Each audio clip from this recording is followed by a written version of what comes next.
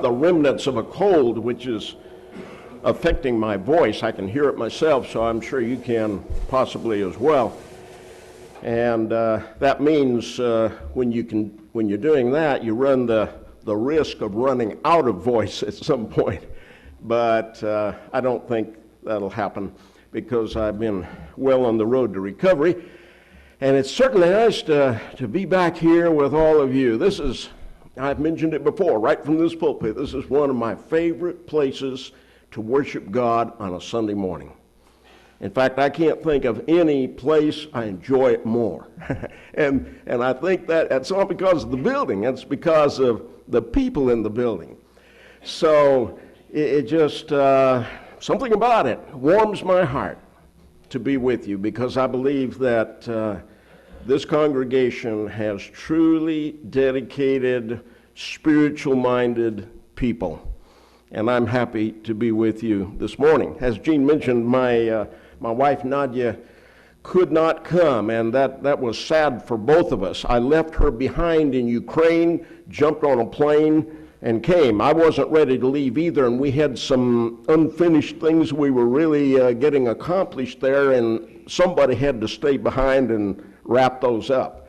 So I thought it might be best for her to do that since she speaks the language, and secondly, since she no doubt would not want to be the keynote speaker of this lectureship. So here I am, and it's going to be, I think, a great week. I'm looking forward to it tremendously.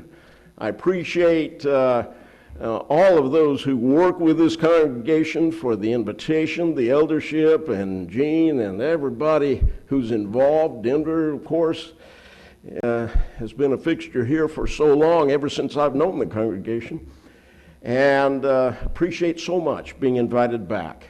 And I want to encourage all of you right here at the outset to invite friends, neighbors, acquaintances, unsaved brothers-in-law, whoever you might know, to come and be with us for these lectures.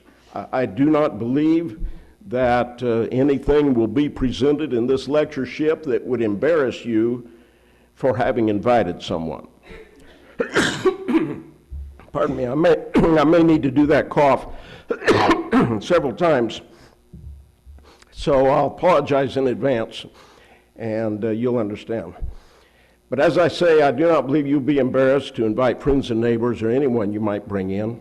We do stand for the truth, of course, but I believe truly it will be the truth in love that will be presented.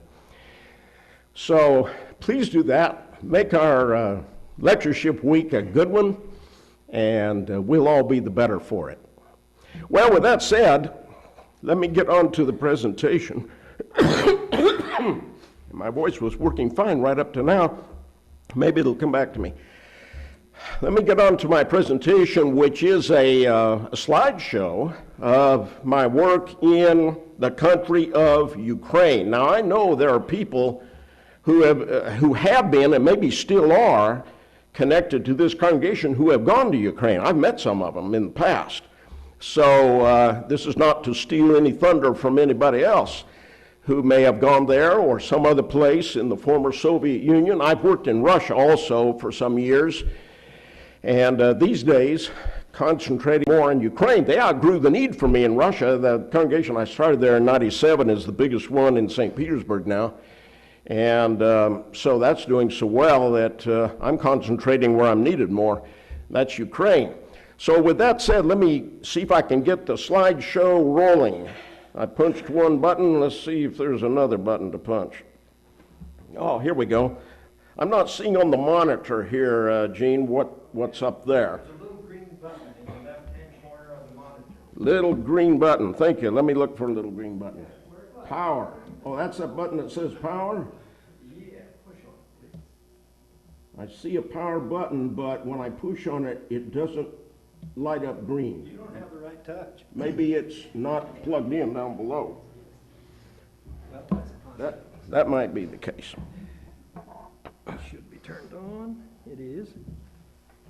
Oh, modern inventions. There we go. Uh-huh. You have to hook the cord together. Okay, Ukraine. That ought to be shot. Now we're rolling, I think. I hope you enjoy this show. I enjoy it every time I present it. My heart is in it. I hope you'll be able to tell that. And so here we go. A map of Western Europe that includes also some of Eastern Europe, in fact, most of Eastern Europe, and you can see Ukraine there on the map, and in connection with some other countries. And so it gives you an idea of where we are. If your eyes are good enough to look up in the upper right-hand corner of that screen, you will see Moscow, or part of the word Moscow. So you see Ukraine is straight south, and below Ukraine, you can't see all the letters of the name Ukraine, I guess, but below it you see the Black Sea. If you catch a boat there and go straight south, you land on the shores of Turkey. In fact, thank you very much. I may need that. In fact, you would land right near where Aquila and Priscilla came from. And so, you see, we're kind of in Bible territory in some ways. And in fact, Paul referred to the Scythians. You remember that? And the Scythians were in Ukraine. Now, they didn't call it Ukraine back then, but they were in that lower portion of what is today Ukraine. And the Ukrainians still talk about those people. They say our ancestors were the Skefi. That's how they pronounce it, the Skefi. And they don't know much about the Skefi, but they were kind of, the forerunners of that country. So it does connect all the way back to Bible history. That's one thing that's kind of exciting about it. Well, here's a blown up version of that, and you can see the Crimea down there at the bottom end of Ukraine, kind of like the bottom end of Greece goes out like that. Same sort of thing. At the bottom of Crimea is Yalta, and those of you who have gray hair know what happened there. The Yalta Conference, right near the end of World War II, when Stalin got more territory than he deserved because his troops were closer to Berlin than ours were, and they carved up Western Europe to suit themselves, more or less, and they had the Yalta Conference to settle all that. And by the way, I went to Yalta once, and well, I went twice actually, but the first time I was there, I decided to take a day tour around the place, see the palaces, and the guide told me how many hundreds of bottles of vodka the Russian delegation drank during those days of the Yalta Conference. and it was just amazing. I've forgotten the number, but it was astronomical. And so that still, I'm afraid, is what goes on in the former Soviet Union today. But Poltava, here is the city where I make my home, and from this city, I work not only in that city, but also in a number of others, and not only cities, but some towns and villages. So there's a spring shot to give you a view of it. Looks just like you might see in our country. There's the big sign on the edge of town. That 50 is not talking about miles per hour, but of course kilometers per hour. And there's the sign again. Now you see, just looking at that, you can recognize the O as being an O. You can recognize the A and the T as looking like our letters. The B, though, is not a B. That's a V. And the first letter, which looks like the Greek letter P, which some pronounce pi on fraternities, that's P. So they took part of their letters from the Greek alphabet, part of them from the Roman alphabet, part of them from the, a couple of them look like they're from the Hebrew alphabet to me, and one of them looks like it's from Chinese. So it was all put together by some Orthodox monks way back in the beginning when my 31st great-grandfather, Vladimir the Great, decided he needed to change the nation from pagans into Christians, and he invited monks from Constantinople to come and do the job. And they came in, they found there was no written language, so they took letters out of existing alphabets, put them all together, and gave them the Cyrillic language, because one of the monks was Cyril, or as it should be pronounced, Kirill. So they have the Cyrillic language, as they would say it, or Cyrillic as we would say it. So that's how it happened, folks. And you may not have wanted to know that, but anyway, it's interesting to me because I have a kind of a language specialty. Prison number 64. I've been meaning to find out how many prisons there are in Ukraine, and I haven't yet done that. This one is located right on the outskirts of Poltava, and I've got a number of shots here that I took the first time I rolled up near this prison and stopped and got out of the car and just took various shots of it. It looks kind of bleak, stark. It even looks unfinished in some ways to me. I mean, comparing it to prisons that we see here, even those right here in this town, you know, when I look around at that prison over there or the old one over here, this looks unfinished, like they started to build a factory and forgot to finish it up. But that's the way it looks, and things go on inside. And by the way, the reason why it does look like a factory is because they do factory work in that prison.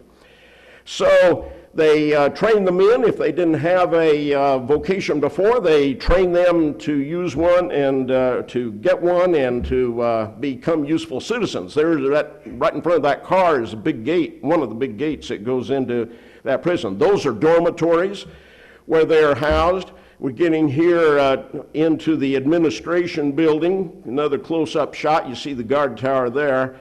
All of this is old hat to most of you, since you got these buildings right around here. You see them probably every day. And but I wanted to show you what the Ukrainian version of that looks like. There's the door I had to walk into to get in for my first appointment in prison number 64. And there's a woman sitting in a cage right inside that door. We talked to her through some bars and a little hole there, like a bank teller's old-fashioned window. Well, they're becoming new-fashioned windows now with modern security. But anyway, she walked in, and it didn't take her that long looking at me to recognize I was a foreigner. I don't know how they do that. I'm still trying to figure that out. I didn't even have to say a word, and she could tell I was not a Ukrainian. Something about the face. I don't know what it is, and others have told me that before.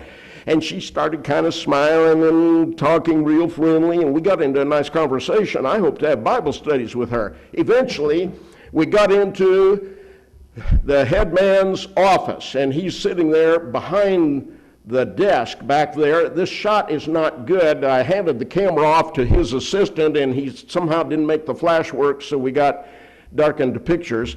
But that's me sitting on the left there, and that's the head man of the prison back there behind.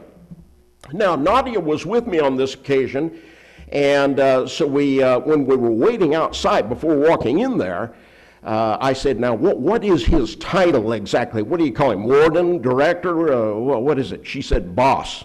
I said, boss? There must be a title, must be an official title. Surely not just boss. We got inside, and I asked for his business card, and I looked at it, and it said boss. So that's the way it is in Ukraine. But this man was really friendly. Maybe you can see his face a little better there. He was just all smiles, and he came rushing around out from behind his desk to shake my hand and took my arm and said, have a seat. And he said, I'm really glad you came. And he said, by the way, I have had the American ambassador right here in my office. Now, I got really curious at that point as to why the American ambassador needed to be in his office. But I thought maybe it was none of my business to ask the question, but I thought, I wonder if there was an American in this prison sometime in the past. But anyway, very friendly welcome there in prison number 64. And in fact, this man gave me and my wife Nadia traditional shirts, or blouse in her case, of what Ukrainians wear when they put on their folk costumes. And that was worth a little bit of money, actually. And And so we felt really honored to be there. And his assistant, by the way, just so friendly and welcoming. And I told him at one point on the tour through the prison, I said, you know, to me, you look just like an American. he liked that. But anyway, we went in there to do the Lord's work. Now, sitting here in these chairs are prisoners. And this shot was snapped by Nadia just before I presented my first Bible lesson in prison number 64.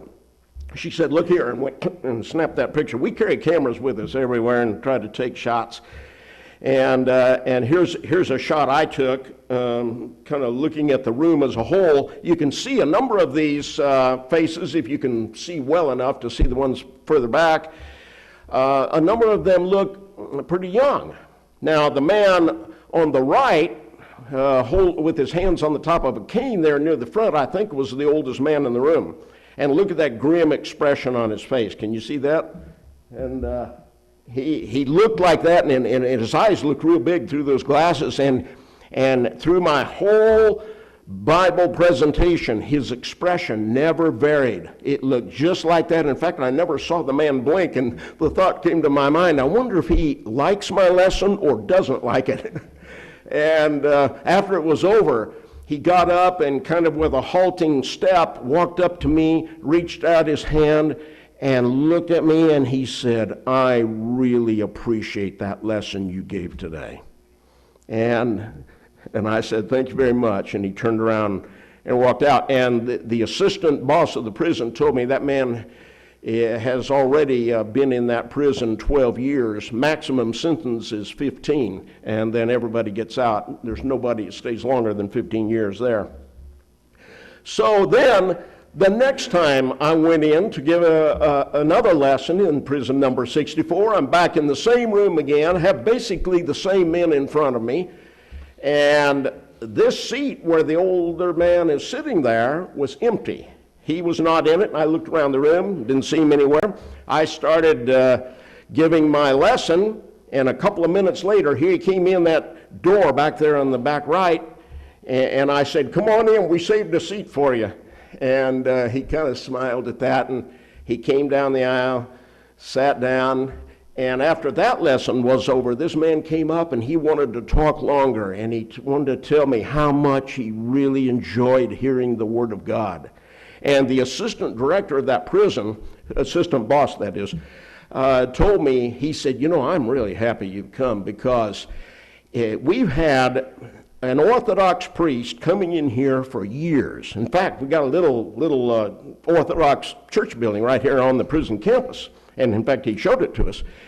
And he said all he does is come in here and conducts worship. He never tells them anything about the Bible. And he said, I'm really glad that you're doing something instructive, educational. And so we got such a wonderful reception from prison number 64. I'll go back there a second before I get on to that next shot.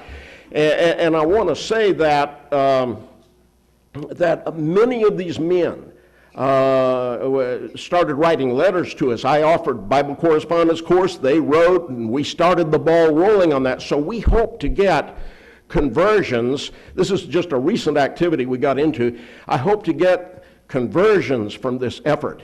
And we have converted others in other prisons in Ukraine in the past. And in fact, one of our faithful Christians in another congregation that I work with is himself an ex-convict who is now a dedicated Christian, and he's also helping in a phase of this kind of work. He helps men who get out of prison, and now they need rehabilitation. They need a sort of a halfway house to get them used to being back in society and not getting back into some illegal activity. And this man works with people like that. And so we've got Ukrainian Christians involved in this kind of work. And so it's rather gratifying. Congregations in Ukraine meet wherever they can meet. Some of them are small, some of them are larger. This one's meeting in an apartment. And so here they are gathered around the a couple of long tables put together, end up with about a 12-foot length on the table, and just jam everybody in if there's a place at the table, and if there isn't, they sit back next to the wall or in the corner or stand out there in the corridor or wherever. And we have Bible study in places like that. We have worship. You can see the Lord's Supper trays out in the middle of the table.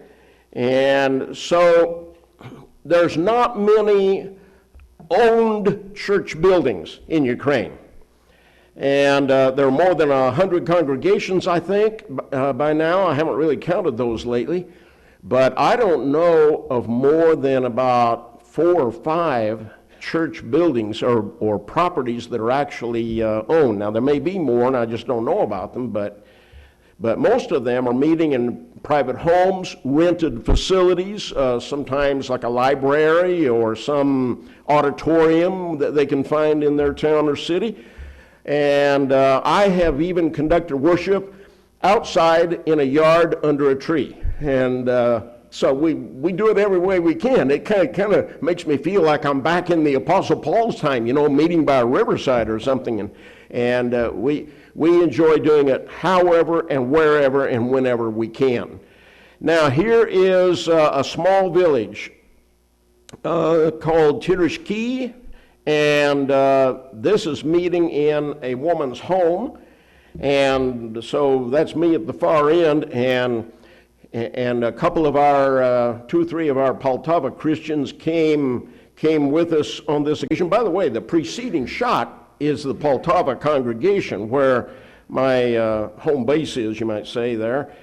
And Tirishki is not far away. So we usually conduct worship in 2 different places. I mean, I do it in 2 different places, and whoever from Poltava wants to go with us to Tirishki will go along. So the bearded man down on the far corner down there is from Poltava, and he's very active in this work. And by the way, this man was converted in December 1994, right after we made our first approach into the city of Poltava.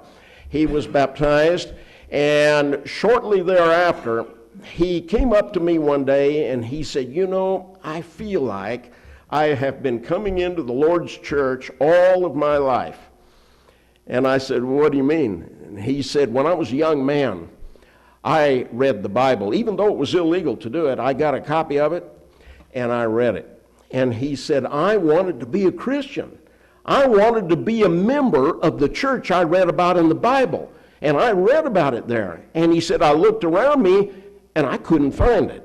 All I could see was the Orthodox Church, and it didn't match what I was reading in the Bible. So he said, I just kept looking and wondering and waiting and asking myself, where is the Lord's church? Why aren't they here in my country? And he said, it wasn't till you came in and started presenting these Bible lectures until I finally heard it for the first time. And I said to myself, this is the church that I've been wanting and looking for all my life. And he was, I think, the second person baptized, maybe even been the first, I'm not sure. It's been now 18 years almost. So he and his wife sitting next to him are faithful Christians, and a number of these others are as well, standing up shot of some of them. Here's another town. I'll give you the spelling test later on how to write this now name. They love long words in that part of the world. And in fact, if you were to take, let's say, one page typed up on a computer that completely filled a page of English and told somebody, translate this into Russian, it would take about a page and a quarter to translate it into Russian. They like long words. They use prefixes and suffixes in order to get that word expressed. Like the word next. I don't know why they don't just have a little word like next to say next, but they have to say slediyushi. That's 4 syllables. And I've asked them, why you need 4 syllables when one will do? And they said, well, you don't understand. We have to have the root of the meaning, and then we have to somehow put a suffix on there or a prefix on there to indicate that it's not this very thing, but the next one coming, and that's how we end up with these long words. This one, by the way, is named after the Dnieper River, which is the main river in Ukraine, be like their Mississippi River. And Dzerzhinsky was the man who founded the KGB. So he was an early political leader in the Communist Party. So they put the river name, the man's name together, and ended up with Dnieper. Now, before I show you some actual views of Dnieper, I've got a few shots here to show you some church buildings, because I wanted to do this to lead up to what I've got in Dnieper. Here's the way an Orthodox church building might look. This is one of them on a road out of Poltava. In fact, on the way to Dnieper, you would see this church building. Now, it looks really nice. Looks kind of sparkling fresh, doesn't it? I guarantee you it did not look that way when the Soviet Union ended in 1991. It was old, dilapidated, run down, had been ransacked, was not being used as a church. All that was illegal in the Soviet time. They turned these church buildings into museums and warehouses and you name it, and that's what it became. Sometimes restaurants, bars, and through legal actions, they ended up getting back many of those properties, not all of them. And then the state started subsidizing renovation on those places. If you were to walk into this one on a typical Sunday morning, you probably would not see more than 6 people inside. If it's Easter or Christmas, the place will be full. And they go twice a year. So when you're born, and then Easter and Christmas, and then when you die, and you know, you get those occasions hardly any time in between. And so they made it look that way because they want to keep the Orthodox Church as the church that is identified with the former Soviet Union, whether that's Russia, Ukraine, or one of the other republics. They do not have a state church as such, but they have been so attached to the Orthodox Church for so long. It's their historical church that they wanted to subsidize it and keep it alive. And now we have a new president. He's been in a short time. The one before him was a pro-Western man with an American-born wife of Ukrainian descent. And when this man came into office, he said, we're going to make some changes around here. No more subsidy of the Orthodox Church. We will not put any more state money into it, and all churches will be equal. And I was glad to hear that. And I imagine his wife, who had been an American citizen and then became a Ukrainian citizen later after she married him, probably had something to do with that. And so great changes came about during that man's tenure in the presidency. We now have a man in office. I don't know if you read the news any about that part of the world, but we now have a man in office over there who is a former bandit. He spent time in prison, mafia connected, and close ties with the powers that be in Russia, who are also bandits. So you know, the future doesn't look so good if they keep that kind of thing going. And but we'll just have to wait and see. No particular harm to the Lord's church yet, except the fact that I used to be able to get 5-year visas, and now I can only get 1-year visas. So they're kind of getting restrictive in some ways, it looks like. Some more shots. The man and his wife standing out there is one of my overseeing elders from Lake Houston, Texas, and his wife, who've been over with us several times. And that shot, by the way, is in Poltava. That, again, was renovated through state money. Now, here's what a non-Orthodox church might look like. This one is shot in the city of Poltava, and it's a charismatic church, New Life Church, just like those around in the U.S., I guess. And they got this building that was built to be a store and turned it into a church building. They happened to get it while it was still under construction, and so they got it at a bargain price. There's what the Baptists did, a lot of it through their own hands. So they have a kind of a large presence there. Now we're into Dnieper, where I was going in the first place.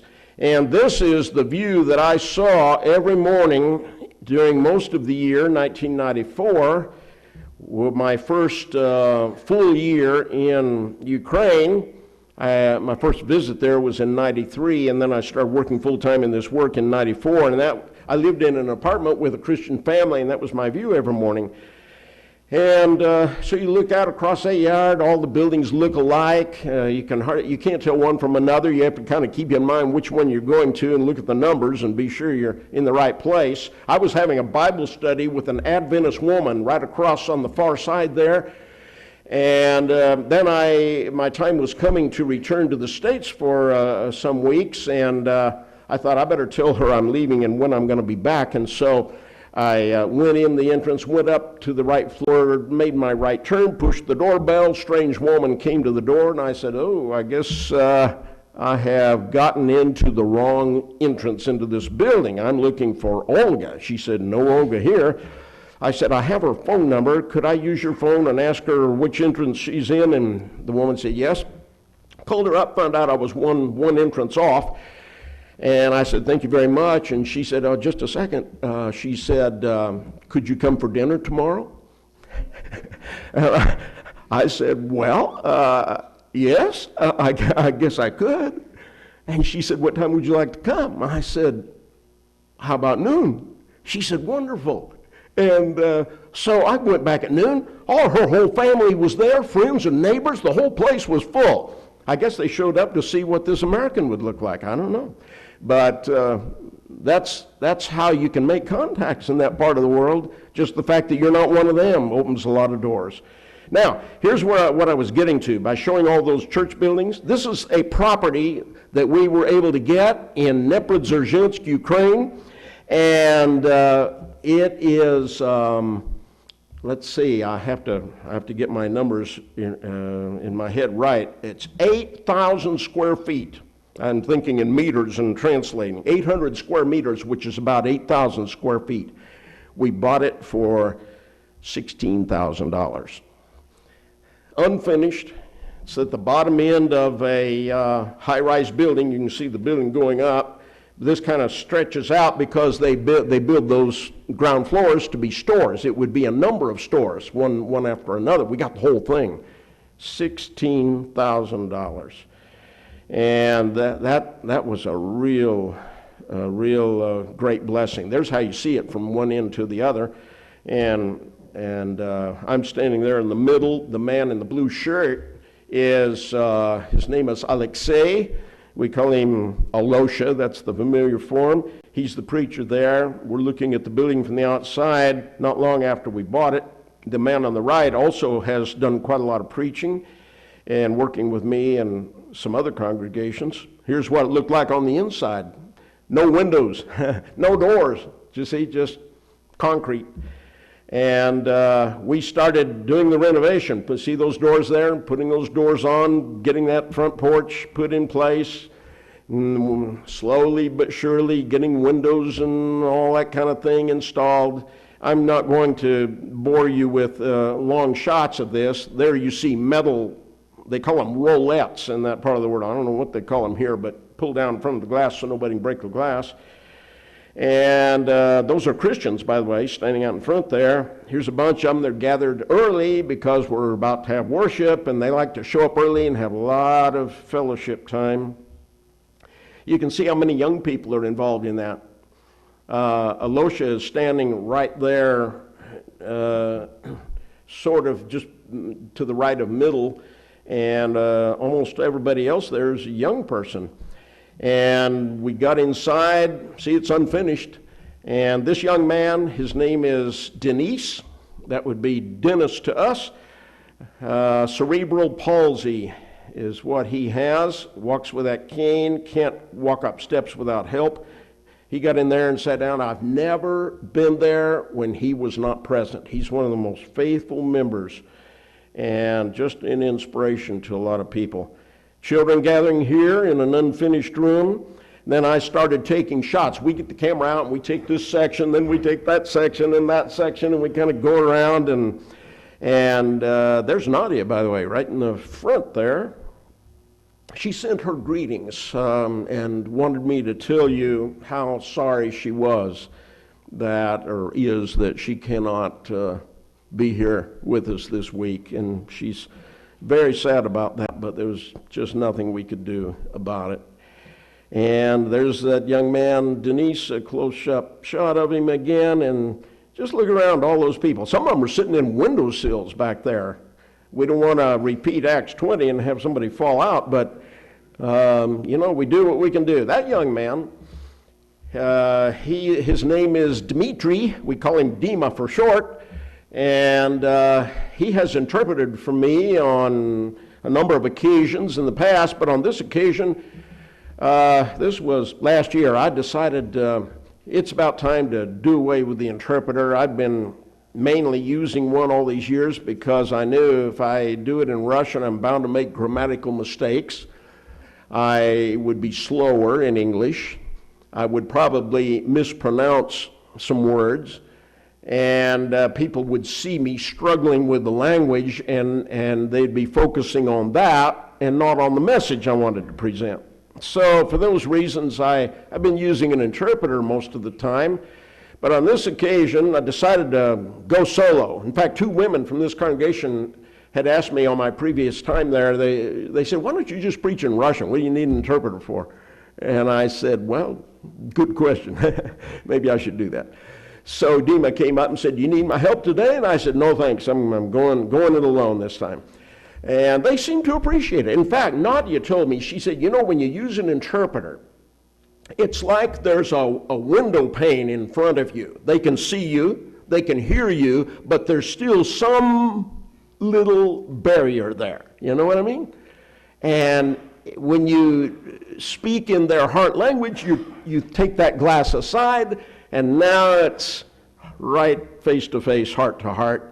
And so for those reasons, I guess I'm going to continue doing it in Russian, even though my Russian is far from perfect. Look at these young people, teenagers, all of them Christians. We have wonderful work with young people in that part of the world, and we got the older ones as well. And it's just a real thrill. Now, this shot is same city, but different place, different occasion, and this is a youth gathering. Now, I'm there in the front left with Nadia, and back on the far right, in the back, is a man from the Poltava region who I showed you in a previous shot, who I said has been doing a lot of preaching for us. And all the rest of these are young people, youth gathering. They all like to get their picture taken, especially with the preacher. So we're doing all of that. This girl was converted about 5 years ago and got so involved, led to the conversion of several others, and just a real jewel in the Lord's church. See this boy, she's got her arms around there. The reason why they're so thrilled with him, he's a new convert, and he was a Muslim. And that's unusual to convert one of those. Very unusual. I did mission work back in the 70s in the Middle East. I was in Lebanon, Beirut, and also our work carried me into Syria, Jordan, sometimes Palestine, Turkey as well, even over to Cyprus, but concentrating more where I was living, and that is Lebanon. And there was a convert who had been baptized in Palestine, an Arab young man who came to Beirut. And I asked him, why'd you come to Beirut? He said, I was a Muslim. He said, when I became a Christian, I was afraid for my life. Even my own family might kill me. And so he said, I'm on the run. And so that's the way it is in the Middle East. You could be killed. It'd be an honor killing, as they look at it, the ones doing the killing. And this young man, now I've never heard of honor killings in former Soviet Union, but he knew he was going to go up against the family. He knew he was going to get a lot of flack. But he was willing to do it anyway, and he became a Christian. And here he is, just shortly after he became a Christian. By the way, I saw him more recently, and he came up to me and he said, I would like to become a gospel preacher. And I thought to myself, if he does that, we'll have a great inroad into Muslims in Ukraine. Now, we don't have so many Muslims in Ukraine, but other republics of the former Soviet Union have a lot of them. You start getting into those Asian-sounding countries like Tajikistan, Uzbekistan, anything with "stan" on the end of it, and they have a lot of Muslims. And so we could have a great future if this young man really means what he says. And so we'll see. He's very young right now, only 16 years old. He's 15 in that shot. Summer Bible camps. Kind of hurry through this. Look at that. That's a tent. We were blessed to be able to buy that tent. And summer Bible camps produce a lot of converts. And we just never quit being amazed at what we can do with summer Bible camp. You see the man in the red shirt in the far back? He's the one directing the camp. His name is Eric. Actually, it's Edward. You can guess what that is in English. And we call him Eric. He was in the past a mafia bandit. And he is today one of the most effective preachers working anywhere in the former Soviet Union. I'm on the lookout for more bandits since they seem to make the best preachers. If you have any around here, let me know. I'm sure there are some right over here on the edge of town. So Eric's doing a great work. See, he just goes out and finds some empty land out somewhere. This doesn't belong to anybody but the state. He just finds a place under a tree near a river, and they pitch the tent and have camp. Do it the cheap way, and just do an effective work. And of course, they do all their exercise and activities and all that, but it's Bible study as to why we do that. And we convert lots of people. 10 were converted this summer in Bible camps. Verkhneprovsk, another long one. Verk means up or upper. So this is the upper Dniprovsk, the Dnieper River, so the upper Dnieper River region, or upper Dnieper River town. There's the preacher, Vladimir. We say Vladimir over here, but if you said it that way over there, they might not know what you were saying. Vladimir means Prince of the World. And he's doing a great job working with this congregation. And I sent him over there to that town. I asked him, when he got out of our Bible training college, I said, would you be willing to go to Verkhneprovsk, start a new congregation? And if you are, I'll support you in it. And he said, yes, I will. And so he went and did, doing a great job. There's Maria, his wife, and there's Nadia with her. And they have a small congregation at the present time, but it's a stable, faithful congregation. I'm having Bible study in there. This is on a midweek night. It was supposed to last an hour. It lasted 4 hours. I mean, after I was through, they wanted to talk and talk and talk some more and ask questions, and it just went on and on and on. We had cookies and tea and kept it going. Some of them are older. See that woman? You see the sleeve of the boy sitting next to her is her grandson. He's a Christian too. There he is. And his mother, her daughter, also a Christian, 3 generations in that family. Daughter wasn't present on that occasion. Some of the preachers I work with, and so here they are. The one standing up in the middle there was the driver on this occasion. He's not a preacher, but he's a faithful member of the church. And standing next to him back there is Eric, the former mafia bandit.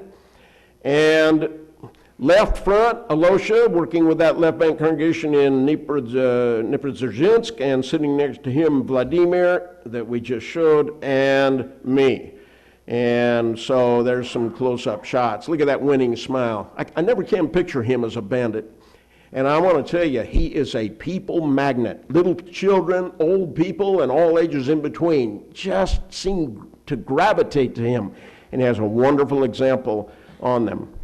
So, well, I'm about to wrap this up, and that will be my last shot. And tell you that it was my privilege to present this to you today.